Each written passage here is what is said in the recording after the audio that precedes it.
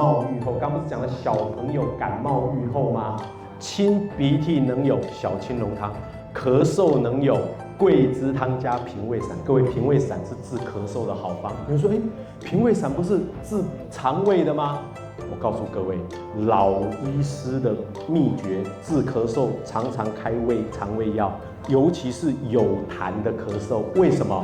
因为李宗子讲过一句话：肺为除痰之器，脾为生痰之源。平胃散这种药啊，看起来治脾胃，其实把痰去掉你就不咳了。好，然后身体虚弱用花旗参，肚子不舒服平胃散，胀气消化不良吃坏肚子多痰的平胃散，还是会莫名其妙发烧小柴胡汤。这个就是小朋友感冒完还没完全好的时候的对治，有没有？是不是常有这些事情？